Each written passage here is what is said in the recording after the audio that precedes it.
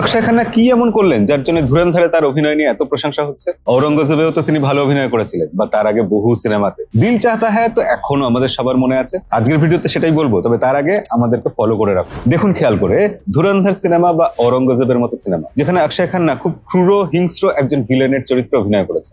এমন মানুষ যার মধ্যে নানা জটিলতা রয়েছে, নৃশংসতা রয়েছে, আর সেই ব্যাপারটাকে ফোটানোর জন্য অক্ষয় খান্না এই দুটো সিনেমাতেই বেশিরভাগ সময় মুখটা একটু নিচের দিকে করে রেখেছিলেন। যখনই একজন মানুষ ফেস ডাউন করে রাখেন এবং চোখ দিয়ে উপরের দিকে তাকান, তখন তার মুখে এই ক্রূরতা, নৃশংসতাটা ফুটে ওঠে আরো ভালোভাবে। একজন জিনিয়াস অ্যাক্টর এরকম ভেবে চিন্তে অভিনয়ের ম্যানারিজম তৈরি করে। এছাড়াও ধুরন্ধর সিনেমাতে অক্ষয় খান্নার লিপে খুব বেশি কিন্তু ডায়লগ নেই। একটা মানুষ যত কম কথা বলে, তত তাকে ঘিরে রহস্য তৈরি হয়। ধুরন্ধরে অক্ষয় খান্নার ক্যারেক্টারটাকে আরো ভয়ঙ্কর মনে হয়েছে ওই কারণে যে তাকে আমাদের রহস্যময় মনে হয়েছে। তাকে আমরা অতটা ভালো চিনতে পারিনি, তার ভেতরটা আমরা দেখতে পাই। এই ব্যাপারে আপনার কি মতামত? অক্ষয় খান্না কি আসলে ওভার রেটেড অভিনেতা, নাকি তিনি সত্যি জাত অভিনেতা? কমেন্টে লিখে জানাবেন অবশ্যই।